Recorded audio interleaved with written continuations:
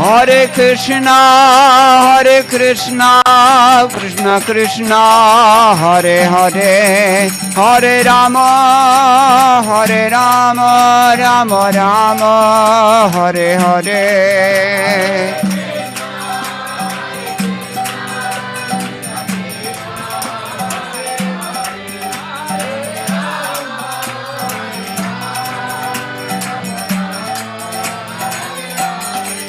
Hare Krishna, Krishna Krishna, Hare Hare, Hare Rama, Rama Rama, Hare Hare.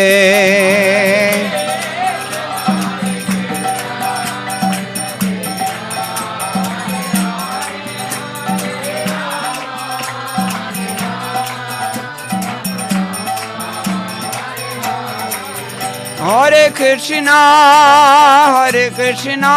Krishna Krishna, Hare Hare, Hare Rama, Rama Rama, Hare Hare.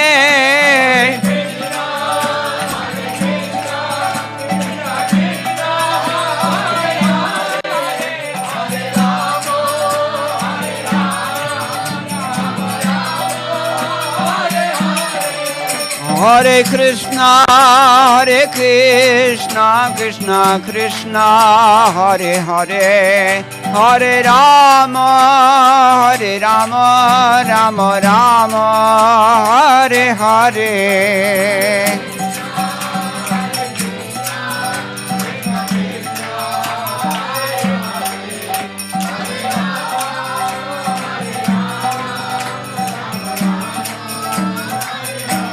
Hare Krishna, Krishna Krishna, Hare Hare, Hare Rama, Rama Rama, Hare Hare.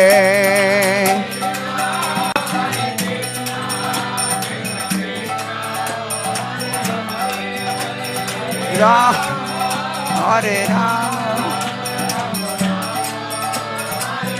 Jai Gaura Hari Bol, Hari Bol, Hari Bol, Hari Bol.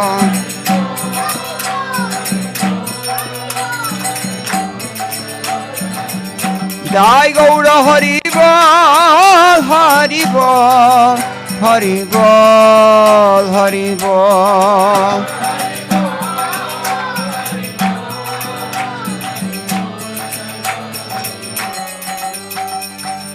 Hare Nama Krishna Yadavaya Nama.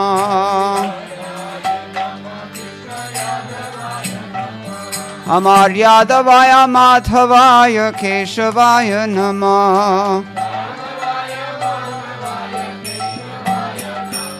Hari Gopal Govinda Ram Sri Madhusudan.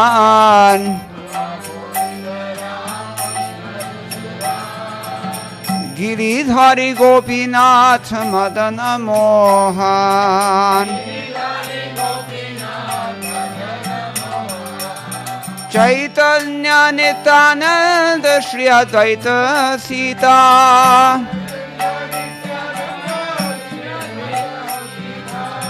Hari Guru Vaishnava Bhagavata Gita.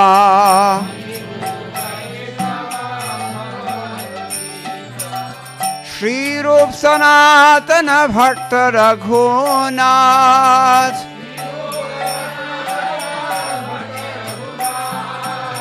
Shri Jiva Gopala Bhakta Dasa Raghunath.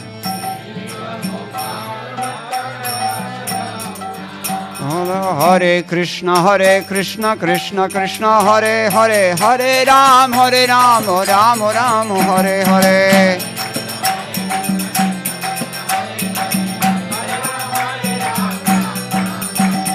Hare Krishna, Krishna Krishna, Hare Hare, Hare Ram, Rama Rama, Hare Hare.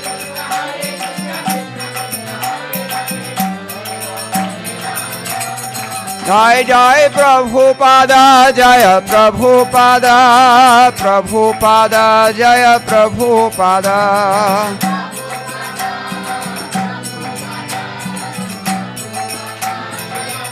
Jai Jai Gurudev, Gurudev, Gurudev, Gurudev.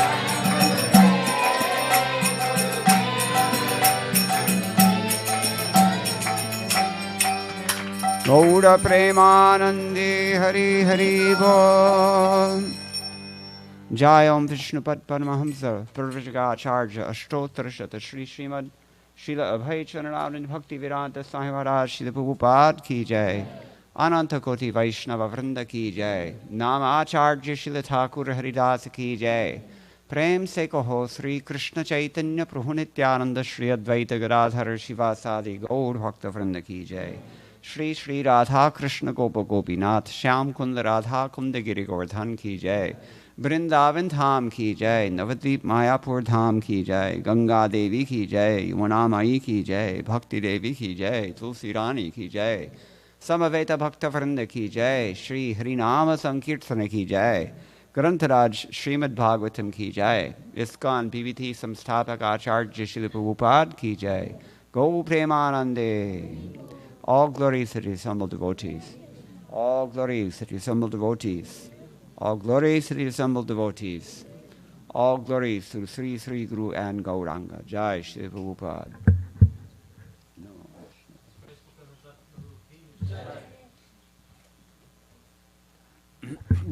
Hare Krishna.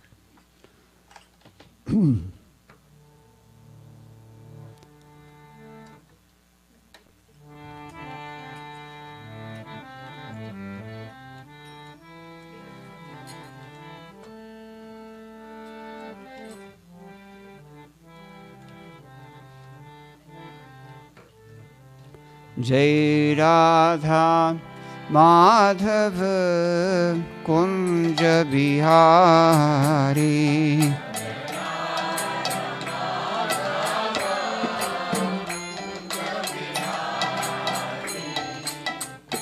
Radha Madhava Kunja Bihari.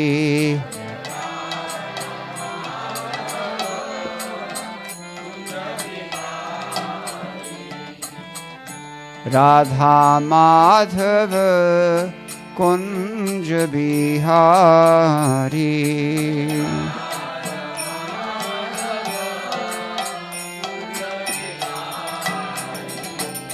Radha Madhava Kunja Bihari.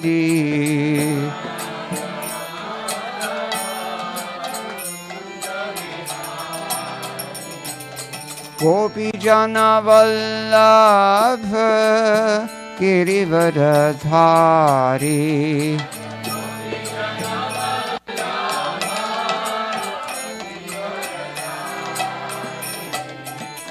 Gopi Jana Vallabha Girivardhari.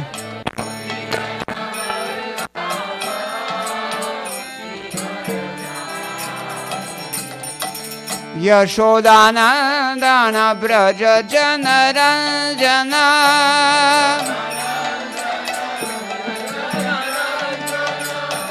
Yashodanandana Braja Janaranjana.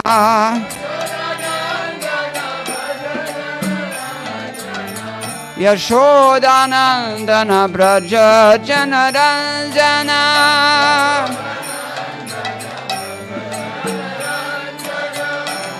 Yashodanandana Braja Janaranjana.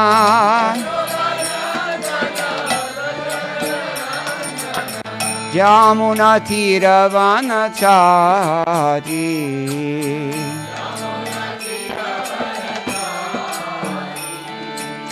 Jamuna Tiravanachari. Jai Jai Radha Madhava Kunja Bihari.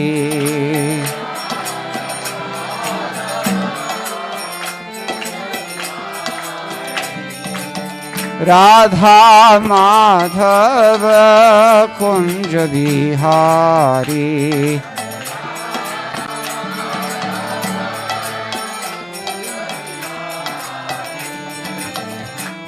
Radha Madhava Kunja Bihari.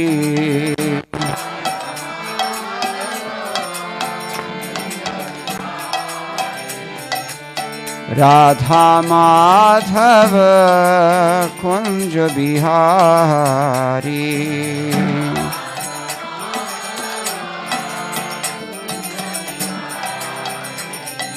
Gopi Jana Vallabha Girivardhari.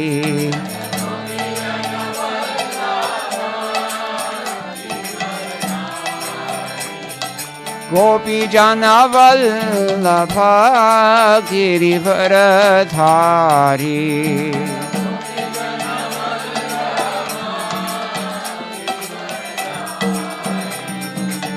Yashodanandana Braja Jana Ranjana.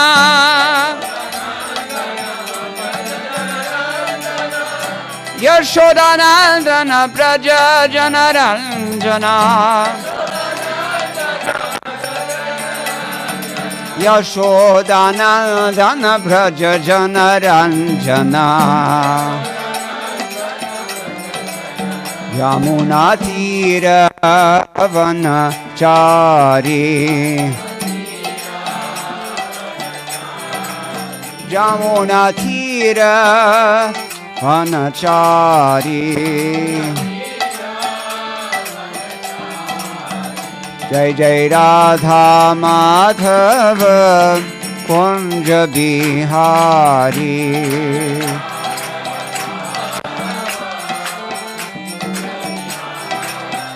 Jai Radha Madhava Kunja Bihari.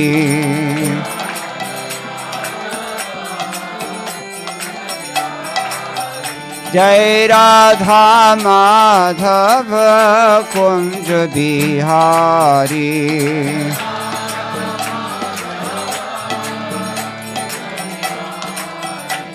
Jai Radha Madhava Kunja Bihari.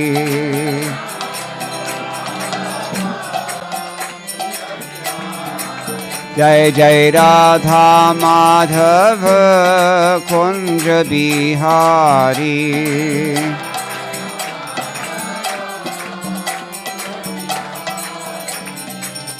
Gaura Premanandi Hari Hari Bol.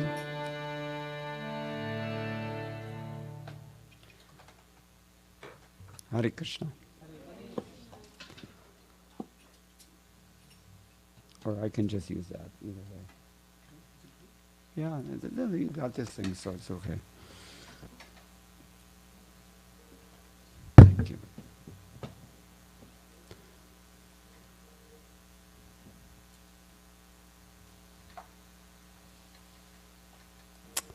Hare Krishna.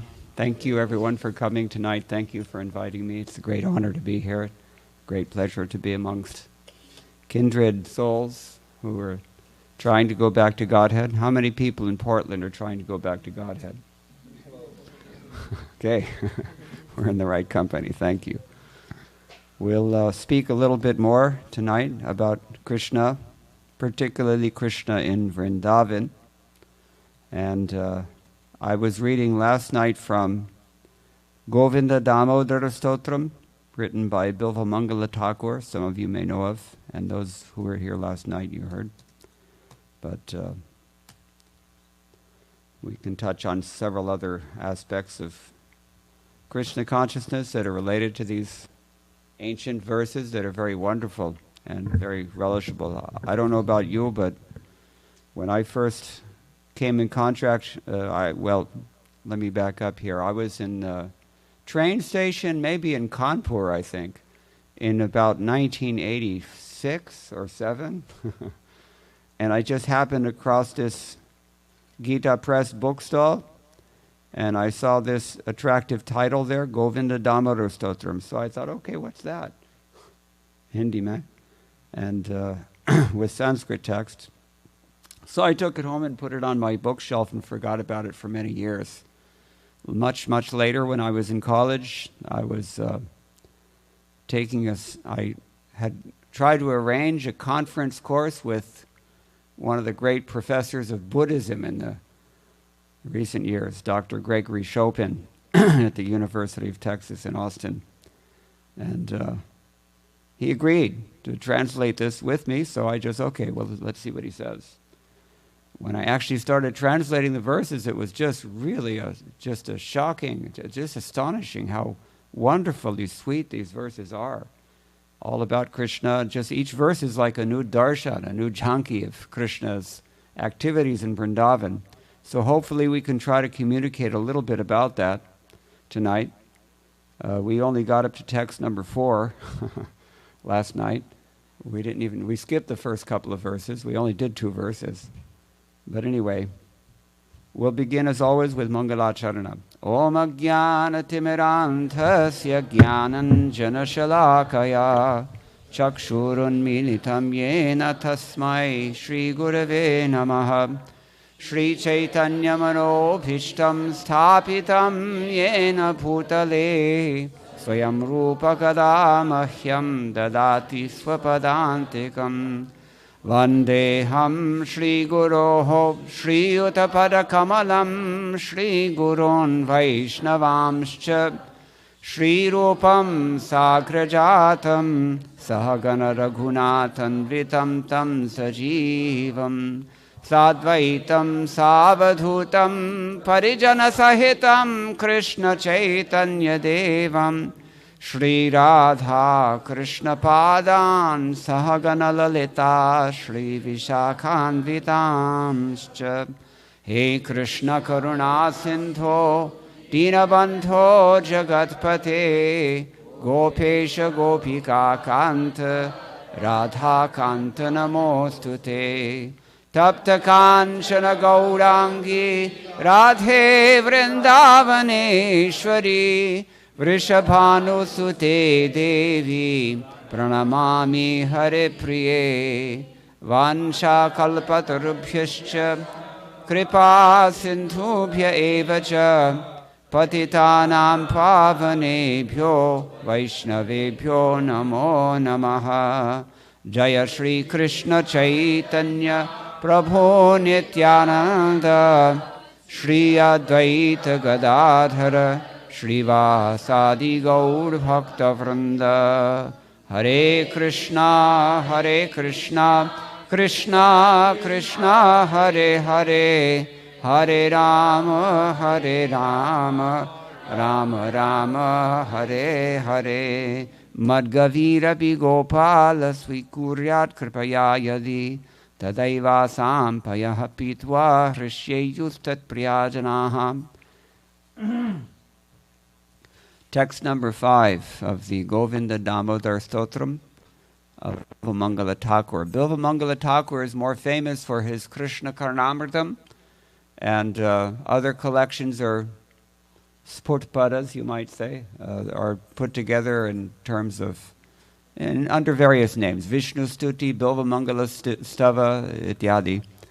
But this one is called Govinda Damodar Stotram, and it's pretty regularly found in manuscripts under that title, so we're pretty safe with this one. Text 5. Kachit karam bhoja pute nishannam krida shukam kim shukarakta tundam adhyapayam asa saroruhakshi Govinda Damodara madhaveti. A certain lotus-eyed girl was instructing a pet parrot, the green parrots that have red beaks, sitting in her cupped lotus hand. She was telling it, sing, Govinda, Damodara, Madhava. Actually, I was in Mayapur once, and some devotees had such a parrot in their house in a cage. As soon as the guest walks in the house, what does the parrot say? Hare Krishna. Okay, so let's talk about this. While practicing devotional service in this world, it's certainly possible to quote many scriptures or to chant many mantras. just like a parrot can do, isn't it? Unfortunately. Without really realizing the actual purport or, terminology even, or the instructions that are associated with those words. Even if one has received them from a pure devotee, it's possible to just repeat in a parrot fashion. And Srila Bhaktivedanta Saraswati Thakur warns us that a person who does this never actually overcomes the offense or the illusory energy. And the influence of the illusory energy, his chanting will be offensive. And even if he impresses less experienced people, he's not really going to necessarily go back to Godhead. So we have to be very careful about this. It's very cute. If parrots chant Hare Krishna, it's wonderful to hear it. But we should not chant like that. So similarly, someone who inattentively chants Krishna's names, that's called nama-abhas. Abhasa means shadow, reflection. Not really chanting, not real chanting. If we're chanting nama-abhasa, then we're also practicing what kind of bhakti? Bhakti abhasa, shadow bhakti. We were saying, I think, last night, or maybe it was in Phoenix, we would live in a world of deep fakes. So, this is fake bhakti, and fake chanting, fake devotees. Don't be one. There's no difference between a parrot and a fake devotee. So, somebody may artificially try to imitate factually surrendered souls like Haridas Thakur, but if they're chanting like a parrot, they may think of something other than God at the time of death. And Srila Prabhupada therefore discouraged this kind of chanting. The extraordinary glorification of the Lord by the parrots in Krishna's Vrindavan pastimes is of an entirely different nature. Because all the fortunate souls who can take part in Krishna's Vrindavan Leela, they're all considered to be either Nitya Siddha or Sadhana Siddha or Kripa Siddha. Either they've perfected their sadhana such that Krishna has given them mercy, or they've never fallen into the illusory energy to begin with. They were always perfect. Even the parrots in Vrindavan, we see them flying around like squadrons of jet planes. And they're all squawking loudly because they have urgent business. What is the urgent business in Vrindavan? Radharani's mad. It's a big deal. They have to tell Krishna, there's so many things they're coordinated by whom in Vrindavan? Who coordinates all the leelas in Vrindavan? Vrinda Devi. And who are her agents to do so? These parrots. So it looks to us just like, Rack! But actually what they're doing is very, very important and deep.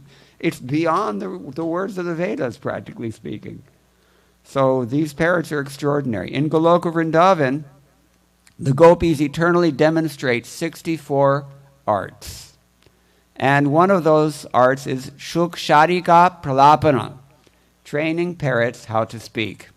So not only in Mayapur, even in Krishna's eternal Leela, this is going on. Also in texts 6 and 24 of this stotra, examples are seen. Throughout Chaitanya Charitamrita, Govinda Leelamrita, Krishna Bhavanamrita, Ujjvala Nilamani, Lalita Madhava, and other exalted literatures by ever-liberated Gaudiya Vaishnava Acharyas. So in the Shukshari Stava, which is found in the of Krishnadas Kaviraj Goswami, one of Srimati Radharani's parrots poetically expresses this profound realization. That parrot says, Ushno Ravi Shitala Eva Chandraha Sarvasaha Bhush Chapala Samiraha Sadhu Sudhiro Ambu Nidhir Gabhiraha Swabhavataha Premavashohi Krishnaha. That means, just as the sun is by nature hot, the moon is cool, the earth tolerates everything. We were discussing this morning. Earth tolerates a lot. That's why when we wake up in the morning, if those who are orthodox at least, what do we do when we touch the earth with our foot first thing in the morning? First thing you do is offend the earth, isn't it? So what do we do? What is that? Samudravasane Devi Parvatastana Vishnu Patni Namastubhyam Paras Parashukshamasame. Please forgive me. You're so exalted. Anyway, we don't think like this. We just think, what am I going to exploit today? Who am I going to get out of my way? What am I going to eat? How am I going to sleep, mate, and defend? We're like animals. But human beings, actually, they try to raise their consciousness and become aware. God is in every, karna karna mehe bhagavan, right? Famous. So these parrots are saying this kind of thing. Just as the earth tolerates all, just as the wind is flighty by nature, and just as a saint is sober, and just as the ocean is deep. So similarly, it's a fact. By nature, Krishna is controlled by love. What kind of prema vasha? What kind of love controls Krishna? This is for the students of Bhakti Rasamrita Sindhu. It's not so easy answer. We know that Krishna is conquered by pure love of God, but what kind of pure love of God conquers Krishna? Rupa Goswami, in the very beginning of his Bhakti Rasamrita Sindhu, he says, there are 6 excellences that we find in love of Godhead. 2 of them are produced when you first begin bhakti. Even in your earliest days of bhakti, if you've taken to sadhana practice, like chanting Hare Krishna, Krishna Krishna, Hare Hare, Hare Rama, Rama Rama, Hare Hare. That's not just for the sadhakas, it's also for the siddhas, but the sadhakas can begin with Maha Mantra. And hearing Srimad Bhagavatam, rising early in the morning, going to the Mangalarati, all the things that devotees do. Just by these things alone, who knows what 2 excellences will come about? What kind of 2 siddhis will you get from this? Anybody know?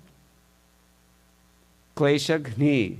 First thing, all of your disturbances and troubles in life will be minimized or destroyed even. And Shubhada means all auspiciousness will come into your life. Klesha Gna Shubhada, what is it? Moksha Laghuta Krits Durlabha. In the stage of Bhava Bhakti, you get 2 more. One is that you attain an affection for Krishna which is very rarely achieved. Krishna says in Bhagavad Gita chapter 4, text number 10, is it? Vitaraga bhaya krodha manmaya mamu pashata bahovo jnana tapasa puta kya madbhavam agataha. Being purified of attachment, fear, and anger. 3 things that ensnare all of us. And being fixed in devotion by dint of the austerity of knowledge. He says, what's the austerity of knowledge? Why is knowledge austere? Anybody who's heard more than one of my classes, you know, because I say this all the time. Knowledge is an austerity because, number 1, you have to acquire it. That means you have to take off the shrink wrapping of your Bhagavad Gita as it is. You don't just leave it as it is. You have to actually open it and read it. So you have to acquire the knowledge. That takes some time and effort. Because in the beginning, especially if we're sinful, it's almost impossible to understand these books. But even if you're not sinful, but just, inexperienced, it's sometimes a little difficult. So that's an austerity. What's the second austerity of knowledge? After you hear from Bhagavad Gita, what are you left with? Huh? Who said application? Yeah. You have to do something. You're faced with a choice. Krishna says, surrender to me. What are you going to do about it? Are you going to surrender or not? My godbrother says it's just like an elevator. We were talking about this last night. When you take an elevator in downtown Portland, you may get to the 6th or 10th floor of some building, and the elevator door opens up. You don't have to get out of the elevator. It's not obligatory. You can stay in the elevator if you want. But generally the understanding is that you're goal-oriented. You want to get somewhere. So you step out of the elevator. Otherwise, if you don't step out of the elevator, what happens? You're going somewhere else. You're going where someone else has chosen for you to go. Whatever buttons are pushed, that's where you're going. Human life is just like that. The door's open for a little while. 60, 70, 80 years. My grandfather lived to be 99 years and 11 months. Almost made it. Maximum 100. And you got to do something about it now, because you don't actually know that you have that long. People die every day. Kerala, backwaters. People go there for vacation. One family was there. This is a true story, news report. A few years ago I heard it. And so the whole family's out there enjoying. They were on this houseboat kind of thing, whatever they have, those boats they do. And little girl is, swishing her hand in the water, and everybody's enjoying and talking and happy, laughing. Suddenly a crocodile came and clamped onto this little girl's hand. And when crocodiles bite, they don't let go. We don't have them here, but if you go to Florida, people have to watch out because they sometimes come into your backyard. In Los Angeles a few years ago, there was Reggie. You don't know about Reggie. Reggie was the name of the crocodile that some rascal put into a public pond in Los Angeles. Somewhere in Orange County, somebody released a baby crocodile, and the thing was in there for 13 years before they could catch him. He was famous because he was sighted all the time, but they could never catch him. Anyway, it's not a good idea to be too close to alligators, especially if you've got small children or are small children. So the girl, this crocodile is clamped down, and the blood is in the water, so all of his friends are swimming over too. Hey, there's something happening here. So, the boatman everybody's just chaotic. Instantly the mood froze, galvanized into a traumatic event, terror. And the boatman is like, we got to get out of here. And they said, no, this girl, we have to save her. Listen, I'm experienced. He's not going to let go. You got to, this is a problem. And so the boat's filling up with water, and this is all true now. This is a news report. If it's not fake news, of course. I think it's true. So, the boatman is getting agitated because, look, if you people don't calm down, we're all going under and we're all going to be in her condition. You got to make a choice. Can you imagine? Can you imagine being faced with this? Just think. This is what he was saying. And, Indians never swim, so what are they going to do? Depending on the boatman. They have to do what he wants. So what did they do? This shows you how much South Indians love jewelry. Is it not true? Every 10 feet, Chennai silks, Tanga Maligai, so many, It's true, actually. Every 10 feet there's a billboard showing some beautiful, she looks like Lakshmi, but actually she's just, one of your cousins or something.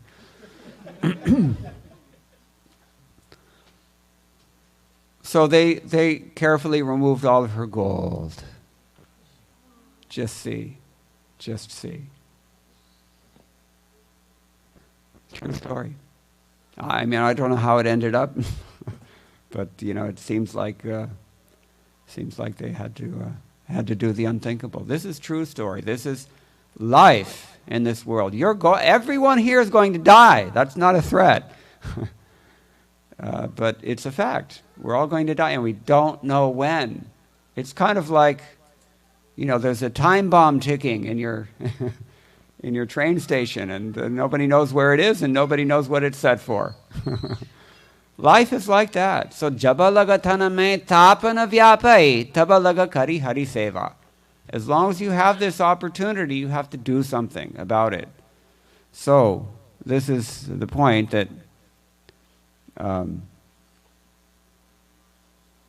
Krishna is controlled by pure love of those who take the austerity of knowledge in human life. So the austerity is to apply Bhagavad Gita. Then there's a tertiary aspect here as well. What's that? After you take the trouble to learn Bhagavad Gita and take the trouble to apply it in your own life, and you thereby become Krishna conscious, or as Krishna says, madbhavam agataha, then what do you do? What's your third austerity? Paropakar, he heard last night's lecture. Bharata bhumite hoilo manushya janma jar janma shartha kori koroba arupakar. If you're born in India, you have an obligation, because that automatically puts you heads and shoulders above everybody else.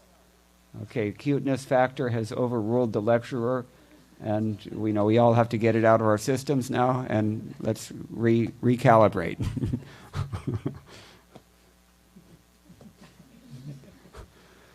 So, the third thing is that you have to preach Krishna consciousness to others. And why is that austere? You may recognize people when they're young in Krishna consciousness, what's the first thing they want to do? Their husband may be a Shaiva. So they want to, make sure that he doesn't stay that way. Not a good idea. I never ever preached to my parents. I'll tell you what I did. Okay. This is, it's a problem.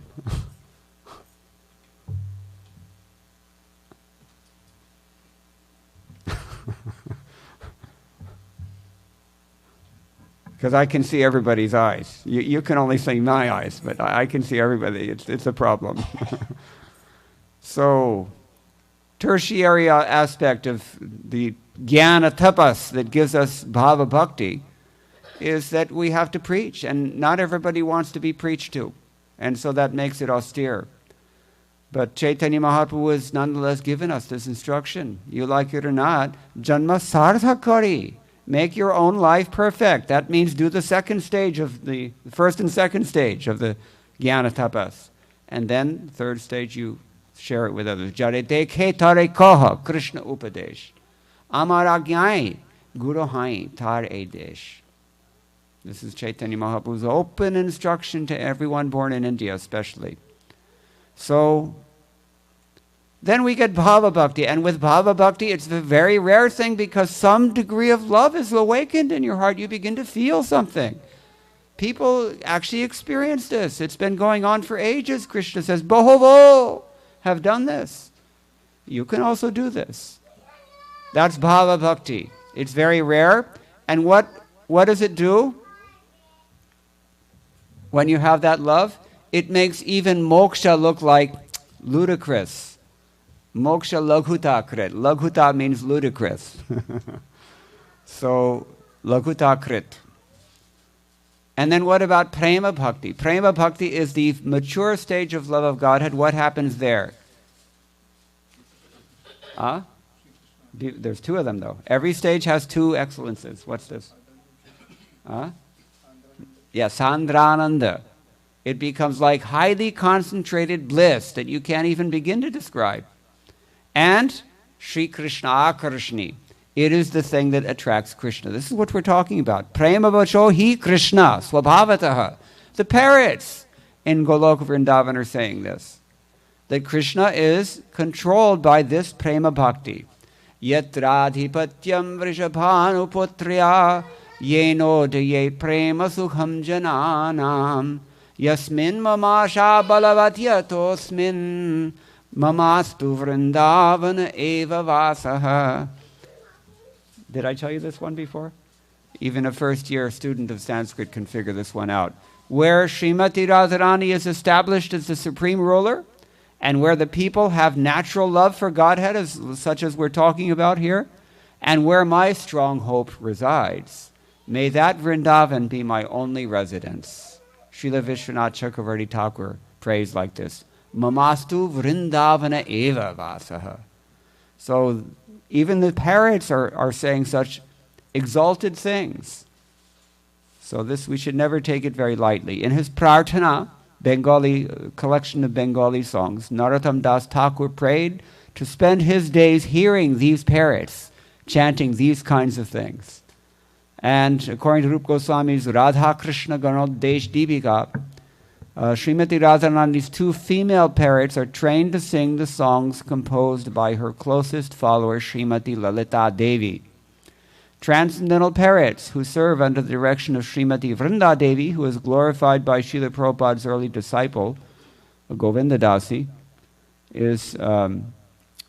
she describes as follows. Quote, the scriptures describe Vrinda Devi as having a beautiful complexion like molten gold, a shimmering golden effulgence, and an enchanting pearl on her nose. A gentle smile decorates her lips. She wears blue garments and is decorated with pearls and flowers. Her right hand is raised in blessing the devotees, and on her left hand she holds her yellow parrot, Daksha, who has thousands of parrot disciples of various colors, red, green, yellow, blue, white. These parrots serve Vrinda Devi by carrying messages to various parts of Vrindavana.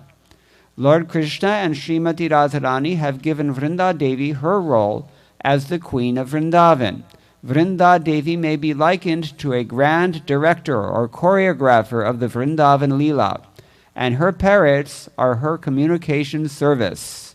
She always stays in Vrindavan, absorbed in love for Radha and Krishna. Her great yearning is to expertly arrange their meeting, and by doing this, she feels the greatest joy. Govinda Dasi, in case you don't know, she's one of Srila Prabhupada's earliest disciples. She and her husband Gaurasundar joined straight out of the University of Texas, my own alma mater, in 1966. And they went to San Francisco and met Srila Prabhupada and fell in love instantly with Srila Prabhupada. And they became his secretary and servant. For 2 years, they served him like this. Now, raise your hand if you recently attended the Sadhu Sangha retreat in Dallas, Texas. How many people? Oh, so many from Portland. Hi. Okay. So you'll be very interested to know something that Govinda Dasi told me, and I don't know if it's in her new book or not. How many people got her new book there at Sadhu Sangha retreat? Just see. Only us. No, she's hard to notice. She's very low-key. She was sitting in front. One of the earliest devotees in the movement, one of the most exalted and dear of Prabhupada's disciples, and nobody even noticed. But she told me, you can get her book online, I think. It's probably on Amazon. It's titled, if I'm not mistaken, Days of Sandalwood and Roses. Is that right? I think so. Or A Place of Sandalwood and Roses, I think is the title. You just Google Govinda Dasi, Sandalwood and Roses. You should come up with it. So she told me, many years ago she told me, that in about 1968 or 9, Srila Prabhupada told her, they were driving in the car, and Prabhupada told them, one day, many young Indian families will pay admission to come to these big halls or stadiums just to perform Sankirtan, just to attend the festival of Sankirtana. Prabhupada told them this. This is before there was any such thing as Sadhu Sangha retreat or internet or anything. Prabhupada saw this. It's amazing. I saw this just a couple of weeks ago. I saw so many, it seemed like half the attendees at this Sadhu Sangha retreat were below 20 years of age, isn't it? At least below 30, Zarur. So, wonderful, wonderful event. And I never saw so many blissful people also. The 2 police officers, they were just stunned watching the kirtan of Sachinandan Maharaj. I could tell they were very deeply moved by that. They'd never seen such a joyous expression of spontaneous love. Not possible in, where is it? Plano, Texas. So anyway, even now in Vrindavan we can see these brilliant green parrots with bright red beaks flying in squadrons on their urgent mission to fulfill some confidential loving affairs of the divine couple. So this verse suggests that they too see the gopis as their own guru. This is the 5th verse of Govinda Damodar Stotram. Shall we go on? Okay. Grihe grihe gopavadhu samuha pratikshanam pinjara sharikanam skhaladgiram vachayatum pravritto Govinda Damodara Madhaveti. In house after house, groups of cowherd women are always making the caged parrots stammer. Govinda Damodara Stotram. So it's not just this one gopi, it's all the gopis are doing this. In the previous text, the indefinite pronoun kachit didn't specify which gopi was teaching the parrots to chant, but here we see that almost all of them do so. So the word pinjara means, what does pinjara mean? Panjara we say also, right? Cage, yeah. So sometimes refers to the material body. This is true, I think, in Sufi literature and in yogic literature also. This is their analogy. So the body is a cage, and who's in that cage? The soul is like the bird in the cage. Keep that in mind. We're supposed to get out of this cage. In fact, we're going to be kicked out of this cage sooner than we would like in most cases. So the training of these parrots can be taken allegorically for this reason. Various mystics have compared the embodied soul to a caged bird. It's said that the Catholic Saint Therese of she was French. She found an orphaned linnet, a kind of bird that you get in Europe, a small bird. And she found this bird and she put it in a cage with a canary and taught this linnet to sing just like a canary. Even though this thing had to struggle against all of its natural instincts in order to do that. And similarly, we may have to struggle. A parrot-like chanter can eventually learn to chant the pure names of Krishna, but we may have to struggle because we're very highly conditioned.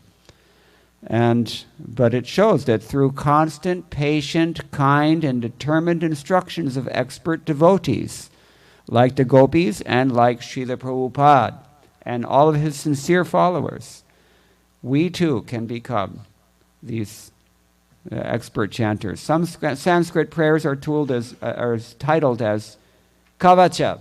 Anybody know? Nrsimha Kavacha, Gopal Kavacha is another one.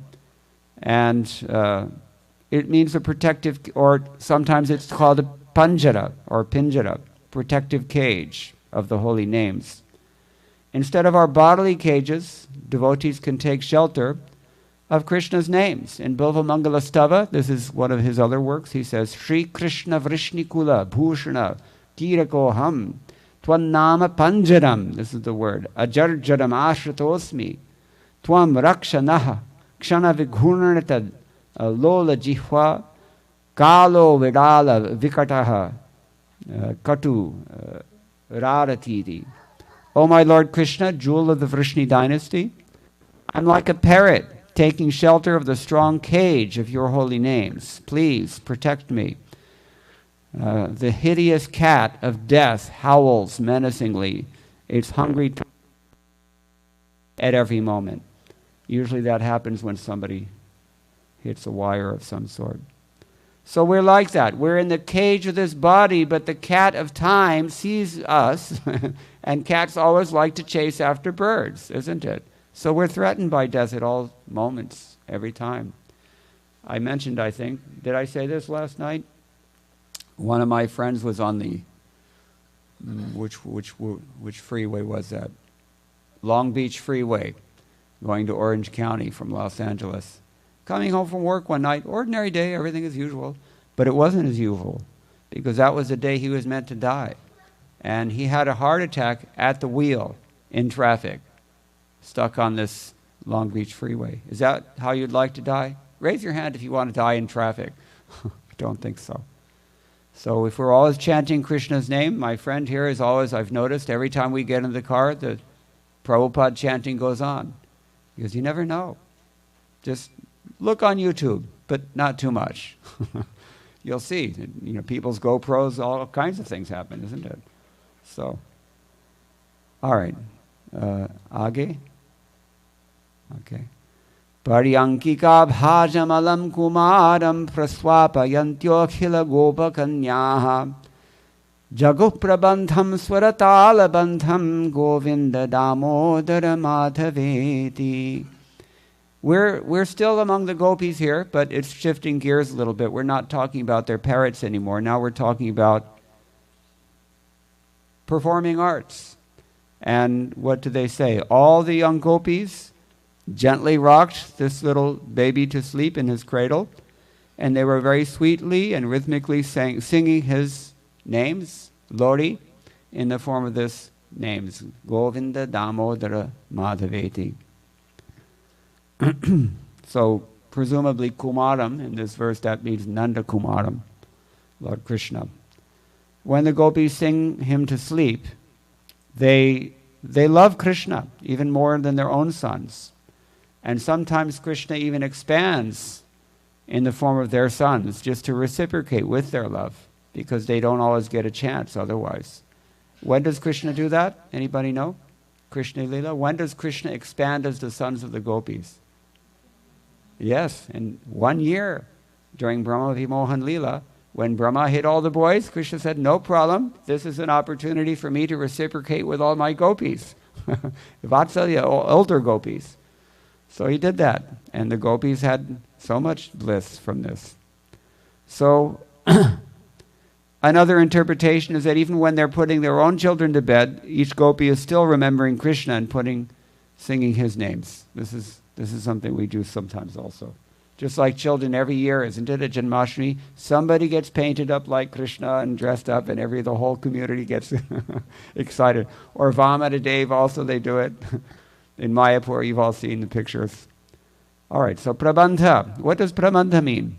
Prabandha. Huh? An arrangement, in general it means, but particularly a musical or literary composition. And music has intrinsic worth. It's not just for sense gratification in the material world. Music actually is an integral part of the spiritual world. Everything else is as well. So that's why it exists. Brahma Samhita tells us what about the spiritual world? You know the verse I'm thinking of? Kataganam natyam gamanam api vamshi priyasakhi. Every step is dance in Goloka Vrindavan. Every word is song in Goloka Vrindavan. Everything is bliss. That is the nature of the place. This is discussed in other verses of this Govinda Damodar Stotram as well. But especially in this world, in this material world, fine arts should be used to convey a sense of the absolute realm of perfect love and eternal bliss and knowledge. And that is to say, Krishna consciousness. When pure devotees employ poetry, music, dance, and drama, poetry, music, dance, and drama, all four things. These are called Sangeet. What does Sangeeta mean? Samyak Geetam. Complete. It has to have all four elements. Then, if they do this exclusively to glorify God, then they provide a powerful means by which the conditioned soul's mind may be attracted towards its highest ideal. Has anyone ever seen Manipuri dance?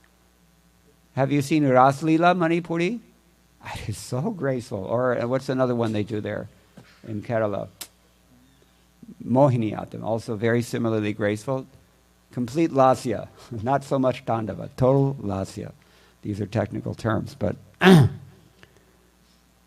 all of the fine arts, all the classical arts in particular, they do this. And therefore our acharyas, they spent time composing dramas, composing songs, and performing these just to attract conditioned souls' minds. Because otherwise, what do we get attracted by? Shah Rukh Khan.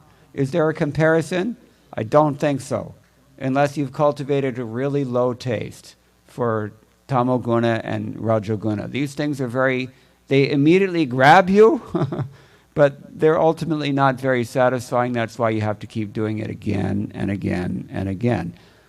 Puna punash charvata charvananam. It's something you've already eaten before and spat out, but you go back and try to eat the same thing as if you're going to get any more juice out of it.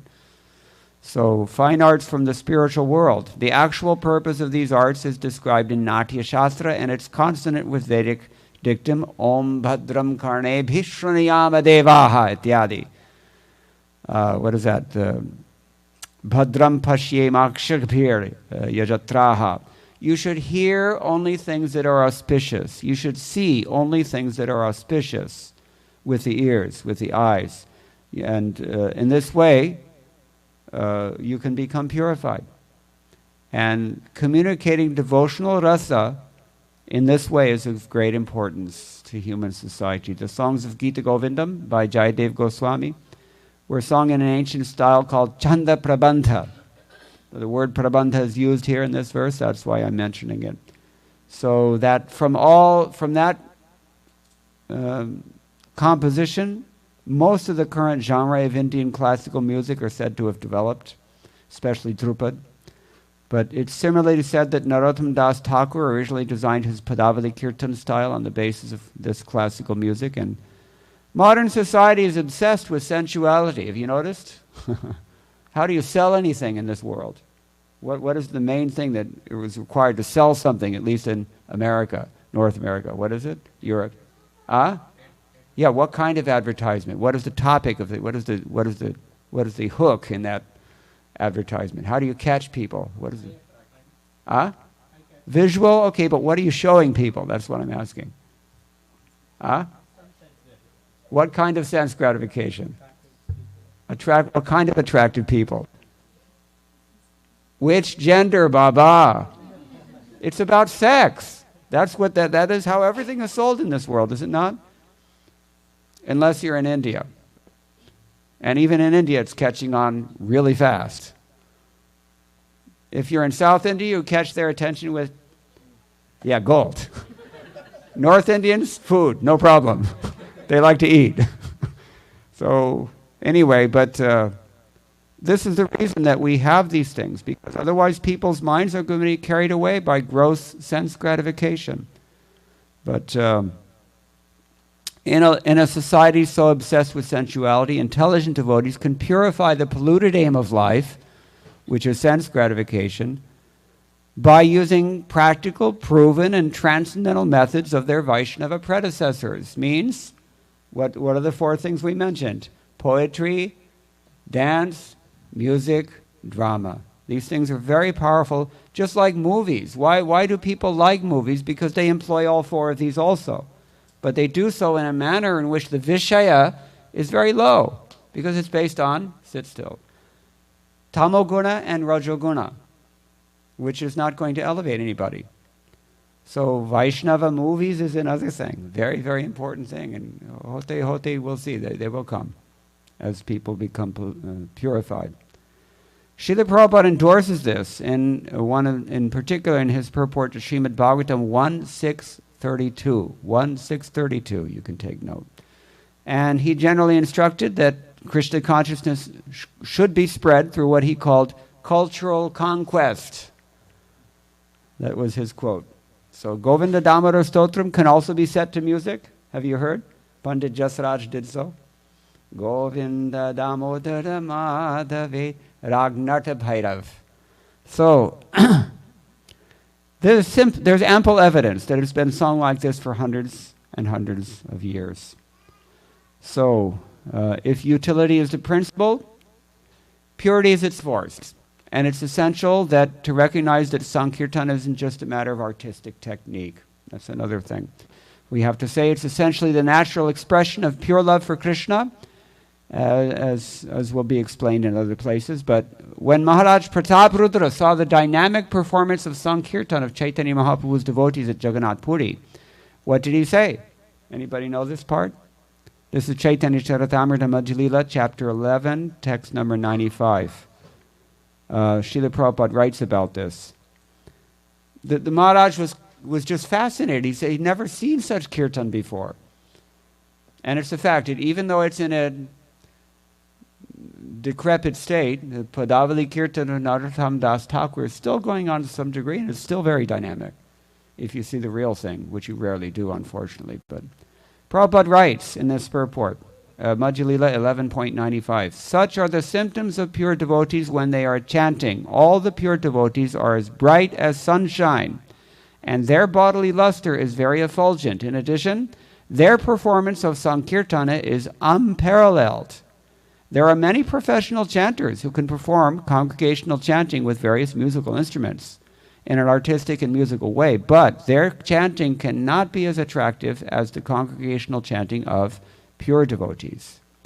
If a devotee sticks strictly to the principles governing Vaishnava behavior, his bodily luster will naturally be attractive, and his singing and chanting the holy names of the Lord will be effective. People will appreciate such kirtan without hesitation. Even dramas about the pastimes of Lord Chaitanya or Sri Krishna should be played by devotees. Such dramas will immediately interest an audience and be full of potency. The students of the International Society for Krishna Consciousness should note these 2 points and try to apply these principles in their spreading of the Lord's glories. Do you see what you're missing when you don't read Prabhupada's books? There's a lot of nectar in these books. Please open them up more than you do. How many people read every day? Raise your hand. Ah, I caught you. So many people are ready to go to the sadhu sangha, but not many people are ready to take the austerity of knowledge and open up the books. But this is what you have to find if you're there, if you just take that step. It's a leap of faith, as the Christians say. Temple worship also plays a part in this Sankirtana. Following Lord Krishna's advice to Uddhava in Srimad Bhagavatam, 11th canto, 27th chapter, text 44 and 5, all major temples in Vrindavan and other holy places formerly retained musicians and kathakars, or if you're in South India, Kuchipudi and Bharatnatyam and Krishnanatam. Amazing. If you get to Guruvayur temple and you've got enough rest during the daytime, please stay up and watch the Krishnanatam, because it's very amazing. Very, very, it takes you into another world altogether. It is a fact. So, formerly temples that's why they're called Ambalavasis, right? Certain castes. That's what they were doing. So, these are the dancers and storytellers and, what do they call the storytellers there? Kutinatam. I think so. So they're not only to worship and entertain the deities, although that's certainly their purpose, but they're also meant to purify us. When we go to the temple and see these things going on, our mind is drawn to Krishna and his pastimes through artistic glorifications, both in Sanskrit and also in vernacular can be done. In Vrindavan we have Braj Bhasha, very, very beautiful language also. Every region has its own tradition. So in this way, the worshippers are also instructed and they're also inspired. Srila Prabhupada comments in Srimad Bhagavatam, 2nd canto, 3rd chapter, text 22, and I'm going to end here. Quote, only attention engaged in the service of the Lord, especially in dressing and decorating the temple, accompanied by musical kirtan and spiritual instructions from scriptures, can save the common man from the hellish cinema attractions and rubbish sex songs broadcast everywhere by radios, or nowadays it's YouTube or whatever, TikTok. If one is unable to maintain a temple at home, he should go to another's temple where all the above performances are regularly executed. Visiting the temple of a devotee and looking at the profusely decorated forms of the Lord, well dressed in a well-decorated, sanctified temple, naturally infuses the mundane mind with spiritual inspiration. So although today's verse, this last verse of the Govinda Damodar Stotram, describes the personal service rendered Lord Krishna by his eternal associates in Golok Vrindavan, it's wholly irrelevant to the Sankirtan movement also, including his manifestations in so many temples of ISKCON, which are intended to bring all of his other fallen servants back to Godhead. We can do this.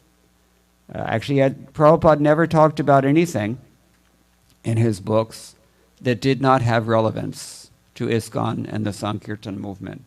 So just like we always talk about Varnashram Dharma is another one. It's impossible to preach without it, actually, because sooner or later somebody's going to say, well, wait a minute, your books say this, but you people are doing that. So in the same way, so many things that are in Prabhupada's books need to come out of Prabhupada's books and manifest themselves in our temples.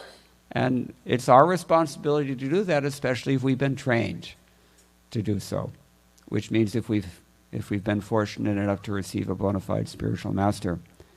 Okay, so as I said, I'm going to end here, but if anybody has anything to add, or any questions or any comments, maybe we can discuss a little bit. Right now it is 8:13. Okay?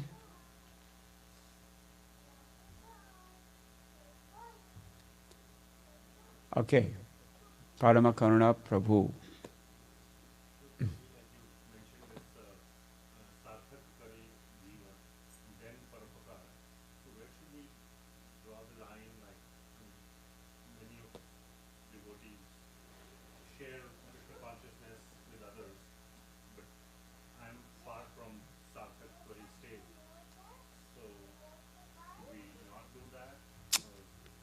Good question.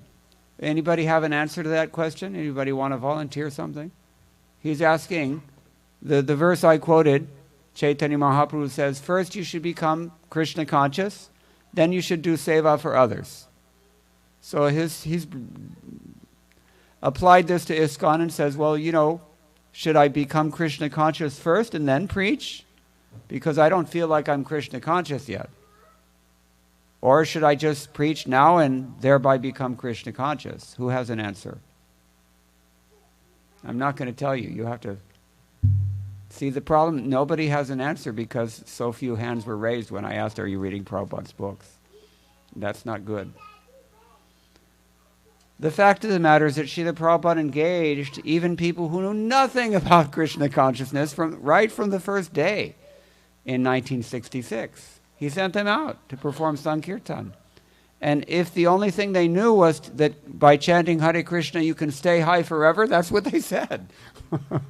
And somehow or other Krishna arranged that the appropriate jivas were sent to that particular place where such katha was going on, and they became devotees by Prabhupada's potency.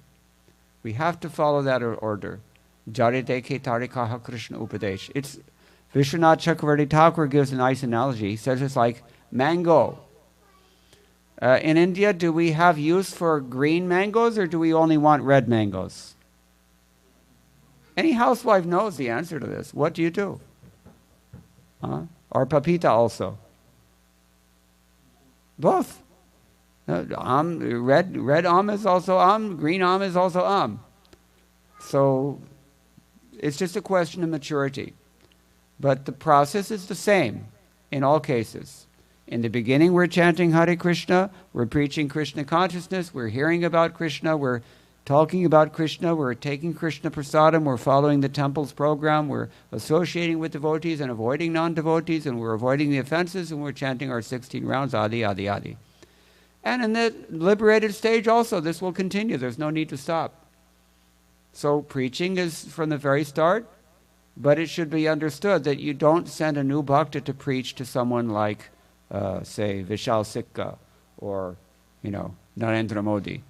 You want to use your discrimination a little bit. But the essential process is the same for everyone. Am I answering your question? Satisfactory?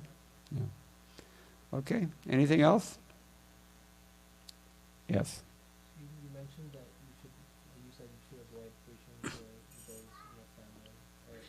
Yeah.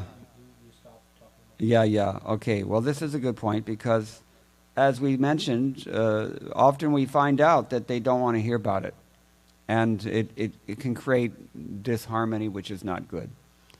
Loka sangrahamevapi, Krishna says, if only for the sake of maintaining peace, you have to behave appropriately. What I have found in my life is that better than trying to convince people intellectually or rationally about the value of Krishna consciousness, it's much more effective and much more harmonious and maybe even attractive to just engage people.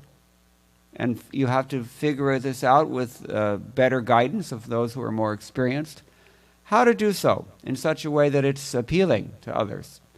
It's a science. It's a fine art, actually, and it takes some experience and some wisdom and some empathy and some advancement as well. It's not so easy, which is why we need guidance. But the best thing by far is just engage people. And what does Krishna say about this in chapter 3 regarding karma yoga? You know the verse? Joshiyet sarva karmani. You engage them in whatever they want to do, but you engage them in such a way that they're going to become Krishna conscious. Now, what is one way that everybody can become Krishna conscious? Everybody, without exception. Yeah, raise your hand if you don't eat. So, I used to work in the University of Washington. We used to have our weekly team meetings. We used to have everybody it's your turn to bring refreshments. What do? You offer cookies to Gopal, and you bring them and distribute them to your coworkers. And they make advancement thereby. They don't even know. But because it's prasadam, they will make advancement. And I've seen this again and again and again. You want me to explain further? Okay. In Dallas, Texas, I was living in the early 1980s, around 1980. Tamal Krishna Goswami took over that temple, and he saw that it was empty because whatever happened, happened. But the temple was virtually dead. So he thought, what am I going to have to do to turn this place around? So first thing he remembered was an instruction that Srila Prabhupada gave to him in 1976 during his last trip to the United States. That's when I saw Prabhupada also, but in LA. So Prabhupada was touring the Manhattan skyscraper temple, which we had in those days in New York City. And downstairs they had a nice restaurant, Govinda's restaurant. It was actually the first such restaurant in ISKCON. And Prabhupada was touring the facilities, and he could see that, first-class kitchen, happy, bright brahmachari, with the pots and spoon in hand, and as the cook, and so many things were going on. And Prabhupada was so impressed, he told TKG, from now on, don't even open any more temples. Just open restaurants, and what else? Anybody know this? Reading rooms. Actually, Prabhupada wanted reading rooms. It's kind of like, in the 90s, they used to call it lounge. You open a lounge. People just come and hang out. And the books are there, and so they read. And somebody's on hand to explain if they don't understand, and Prabhupada wanted that. You can still do that in Portland, Oregon, if you're thinking of quitting your job. Why not? But do it smart. Don't take unnecessary risks because we don't gamble. But Prabhupada liked that, and so he told him, just open restaurants. So Tamal Krishna Goswami remembered that. He says, this is the way to bring people to the temple, because everybody eats. And being Tamal Krishna Goswami, whatever he did was always above first class. And so he did it really well. And has anybody been to Dallas, Texas, Dallas ISKCON restaurant? You may have seen. Very nice. Very, very nice. Kalachanjis, they call, after the deity. So, yeah, anyway, I was there in 1981 when it opened up, and he did a big media campaign and, blitz to, invited all the civic leaders and leading citizens of Dallas, and they came. They were curious. And, he cultivated friendships with them very carefully because he had a good PR man. And, right from the start, it was a success, and it just keeps getting better. They just keep winning more and more prizes, even now in 2023, which is what, 30-something years, 40 years later? Still, it's an award-winning restaurant. But I used to see the customers, they would come in. The architecture of the place, you come in the front door. If you turn right, there's the temple. If you turn left, there's the restaurant. So I used to sit there and I would watch. People are coming in, they turn left. They sit down, they order, they eat, they pay, they leave. They don't ask any questions, they don't buy any books, they never turn right. Year after year after year, I'm seeing this. And these people are not taking any interest in Krishna consciousness at all. Lakin. I was thinking that,